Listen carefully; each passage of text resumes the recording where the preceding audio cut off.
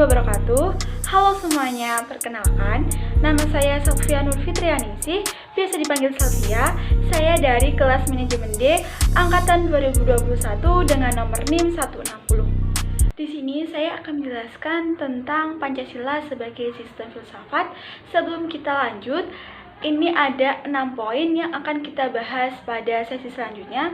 Yang pertama, pengertian filsafat. Yang kedua, sifat-sifat filsafat. Yang ketiga, alasan diperlukannya kajian Pancasila sebagai sistem filsafat. Yang keempat adalah landasan ontologis, landasan epistemologis, dan landasan aksiologis Pancasila. Yang kelima adalah esensi hakikat Pancasila sebagai sistem filsafat. Dan yang terakhir adalah urgensi Pancasila sebagai sistem filsafat. Sebelum kita lanjut ke pembahasan tentang pengertian filsafat, apakah kalian pernah mendengar atau pernah mengucapkan tentang arti filsafat itu sendiri? Pasti kita masyarakat awam hanya mengerti tentang filsafat tetapi tidak memahami maknanya. Nah, pada kali ini kita akan membahas secara detail tentang pengertian dan lain sebagainya yang berhubungan dengan filsafat itu sendiri. Yang pertama adalah pengertian filsafat. Filsafat itu sendiri dalam kata bahasa Arab dimaknai sebagai falsafah. Sedangkan secara etimologis, filsafat itu berasal dari bahasa Yunani yaitu philein yang berarti cinta dan sophia yang berarti hikmah atau kebijaksanaan. Jadi, bisa disimpulkan bahwa secara etimologis berarti cinta kebijaksanaan. Sedangkan itu di dalam ruang lingkup masyarakat awam banyak yang hanya mengerti tentang apa sih itu filsafat namun tidak mengerti akan maknanya.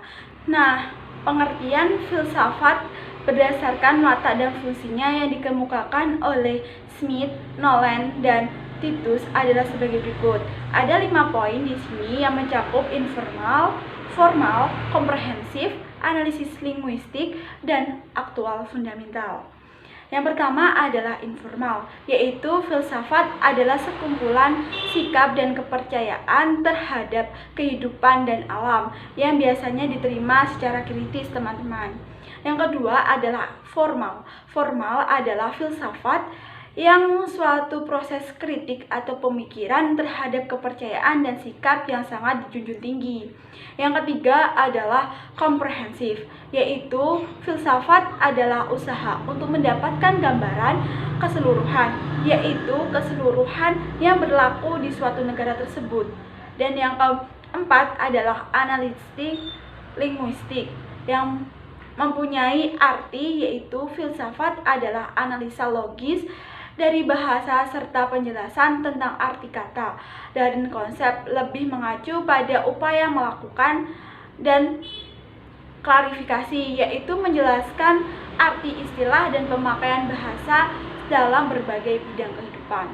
Yang terakhir adalah aktual fundamental, yaitu filsafat adalah sekumpulan problematik yang langsung mendapatkan perhatian manusia dan dicarikan jawabannya oleh ahli-ahli yang mengacu pada persoalan-persoalan yang mendalam dari eksistensi manusia. Nah, dari pengertian yang telah disebutkan tadi, bahwa arti informal ialah yang sering dikatakan oleh masyarakat awam, yakni kepercayaan atau keyakinan yang diterima secara tidak kritis.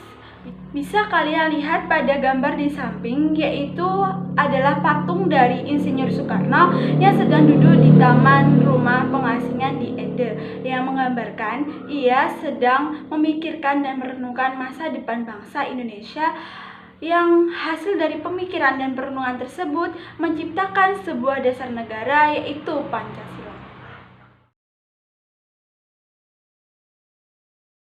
Pembahasan kedua yaitu tentang sifat-sifat sistem filsafat.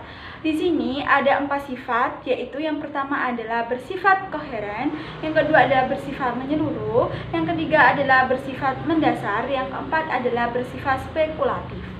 Nah, di sini saya akan menjelaskan satu persatu dari sifat-sifat yang telah saya sebutkan tadi. Yang pertama adalah bersifat koheren, yang artinya sistem filsafat berhubungan satu sama lainnya. yang secara runtut tidak mengandung pernyataan yang saling bertentangan di dalamnya. Pancasila sebagai sistem filsafat memiliki bagian-bagian yang tidak saling bertentangan antara satu dengan lainnya dan saling melengkapi. Yang kedua adalah bersifat menyeluruh, artinya mencakup segala hal dan gejala yang terdapat dalam kehidupan manusia. Yang ketiga adalah bersifat mendasar, yang memiliki arti yaitu bentuk perenungan yang mendalam yang sampai ke inti suatu yang mutlak permasalahan sehingga menemukan aspek yang sangat fundamental. Sedangkan yang terakhir adalah bersifat spekulatif yang memiliki arti buah pikir hasil perenungan sebagai peranggapan yang menjadi titik awal pada pola dasar serta pangkat tolak pemikiran tentang sesuatu. Pembahasan yang ketiga tentang mengapa sih Pancasila dijadikan sebagai sistem filsafat dari sebuah negara di Indonesia. Di sini ada dua pembahasan. Yang pertama adalah filsafat Pancasila sebagai genetivus objektivus, yang kedua adalah Pancasila sebagai genetivus subjektivus. Nah, di sini saya akan menjelaskan satu persatu dari penjelasan yang telah saya sebutkan tadi. Yang pertama adalah Pancasila sebagai genetivus objektivus, yaitu nilai-nilai Pancasila dijadikan sebagai objek yang dicari landasan filosofinya berdasarkan sistem-sistem dan cabang-cabang filsafat yang berkembang di Barat. Misalnya, Notonegoro menganalisis nilai-nilai Pancasila berdasarkan pendekatan substansialistik filsafat Aristoteles sebagaimana yang terdapat dalam karyanya yang berjudul Pancasila Ilmiah Populer. Yang kedua adalah genetivus subjektivus, yaitu nilai-nilai Pancasila yang dipergunakan untuk mengkritisi berbagai aliran filsafat yang berkembang baik untuk menemukan hal-hal yang sesuai dengan nilai-nilai Pancasila maupun untuk melihat nilai-nilai yang tidak sesuai dengan nilai-nilai Pancasila. Selain itu, nilai-nilai Pancasila tidak hanya dipakai dasar bagi pembuatan peraturan perundang-undangan, tetapi juga nilai Pancasila dijadikan sebagai orientasi pelaksanaan sistem politik dan dasar negara bagi pembangunan nasional.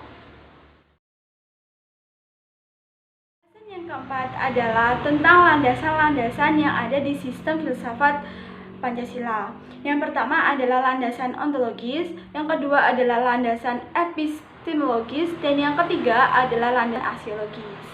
Nah, yang pertama adalah landasan ontologis, yaitu memiliki arti dari sebuah pemikiran filosofis atas hakikat dan raison d'être sila-sila Pancasila sebagai dasar filosofis negara Indonesia. Di sini memiliki makna atau maksud yang paling dalam dari sesuatu yang ada, yaitu unsur yang paling umum dan bersifat abstrak yang disebut juga sebagai istilah substansi. Nah, untuk yang kedua adalah landasan epistemologis Pancasila. Epistemologis adalah cabang dari filsafat pengetahuan yang membahas tentang sifat dasar pengetahuan, kemungkinan, lingkup, dan dasar umum pengetahuan. Sedangkan landasan epistemologis Pancasila memiliki arti yaitu nilai-nilai Pancasila digali dari pengalaman bangsa Indonesia, kemudian disintesiskan menjadi sebuah pandangan yang komprehensif tentang kehidupan bermasyarakat, berbangsa, dan bernegara. Nah, di sini juga dijelaskan penjabaran sila-sila Pancasila secara epistemologis yang dibagi menjadi 5. Yang pertama yaitu sila ketuhanan yang Maha Esa yang digali dari pengalaman kehidupan masyarakat yang beragama di Indonesia sejak dulu sampai sekarang. Yang kedua adalah sila kemanusiaan yang adil dan beradab yang digali dari pengalaman atas kesadaran masyarakat yang ditindas oleh penjajahan selama berabad-abad. Yang ketiga adalah persatuan Indonesia yang digali dari pengalaman kesadaran bahwa keterpecah belahan yang dilakukan oleh penjajahan kolonialisme. Yang keempat adalah sila kerakyatan yang dipimpin oleh hikmat kebijaksanaan dalam permusyawaratan perwakilan. Di sini digali dari budaya bangsa Indonesia yang sudah yang sudah mengenal secara turun-temurun pengambilan keputusan berdasarkan semangat musyawarah untuk mufakat. Yang kelima adalah sila keadilan sosial bagi seluruh rakyat Indonesia yang digali dari prinsip-prinsip yang berkembang dalam masyarakat yang tercermin dalam sikap gotong royong. Yang ketiga adalah landasan aksiologis Pancasila. Istilah aksiologis ini sendiri yaitu memiliki arti terkait dengan masalah nilai, menegaskan bahwa nilai itu merupakan kualitas yang tidak real karena nilai itu tidak ada untuk dirinya sendiri, ia membutuhkan pengemban untuk berada. Sedangkan landasan aksiologis Pancasila memiliki arti nilai atau kualitas yang terkandung dalam sila-sila Pancasila. Ada 5 sila, yaitu sila pertama mengandung kualitas monoteis, spiritual, kekudusan, dan sakral. Sedangkan nilai yang kedua atau sila kedua, sila kemanusiaan mengandung nilai martabat, harga diri, kebebasan, dan tanggung jawab. Sedangkan sila yang ketiga, sila persatuan mengandung nilai solidaritas dan kesetiakawanan. Sedangkan sila yang keempat yaitu sila kerakyatan mengandung nilai demokrasi, musyawarah, mufakat, dan berjiwa besar. Sedangkan sila yang kelima yaitu sila keadilan mengandung nilai kepedulian dan gotong royong. Selanjutnya yaitu pembahasan kelima yaitu mengenai esensi atau hakikat Pancasila sebagai sistem filsafat. Ada 5 hakikat di sini. Yang pertama, hakikat sila pertama yaitu ketuhanan yang terletak pada keyakinan bangsa Indonesia bahwa Tuhan sebagai prinsip utama dalam kehidupan semua makhluk. Yang kedua adalah hakikat sila kemanusiaan, adalah manusia monopluralis yang terdiri atas 3 monodualis yaitu susunan kodrat, sifat kodrat, dan kedudukan kodrat.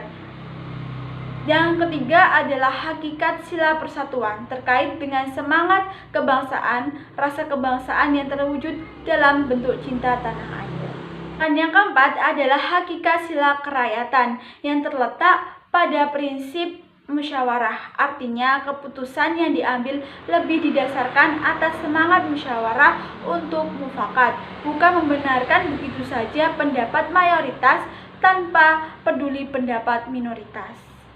Yang kelima adalah hakikat sila keadilan yang terwujud dalam 3 aspek, yaitu keadilan distributif, keadilan legal, dan keadilan komutatif. Keadilan distributif adalah keadilan yang bersifat membagi dari negara kepada warga negara. Yang kedua adalah keadilan legal, adalah kewajiban warga negara terhadap negara atau yang dinamakan keadilan bertaat. Sedangkan yang terakhir adalah keadilan komutatif, adalah keadilan antara sesama warga negara. Untuk yang terakhir, pembahasan kita kali ini yaitu tentang urgensi Pancasila. Meletakkan Pancasila sebagai sistem filsafat dapat memulihkan harga diri bangsa Indonesia sebagai bangsa yang merdeka dalam politik, yuridis, dan juga merdeka dalam mengumumkan ide-ide pemikirannya untuk kemajuan bangsa baik secara material maupun spiritual. Pancasila sebagai sistem filsafat membangun alam pemikiran yang berakar dari nilai-nilai budaya bangsa Indonesia sendiri sehingga mampu dalam menghadapi berbagai ideologi negara. Pancasila sebagai sistem filsafat dapat menjadi dasar pijakan untuk menghadapi tantangan globalisasi di masa yang akan datang. Selain itu, Pancasila sebagai sistem filsafat dapat menjadi way of life sekaligus way of di Indonesia untuk menjaga keseimbangan eksistensi antara tindakan dan pemikiran. Bahaya yang ditimbulkan kehidupan modern dewasa ini adalah ketidakseimbangan antara cara bertindak dan cara berpikir, sehingga menimbulkan kerusakan lingkungan dan mental dari suatu bangsa. Itulah penjelasan dari Pancasila sebagai sistem filsafat yang dapat saya sampaikan. Tetap semangat, jaga kesehatan di masa pandemi sekarang ini.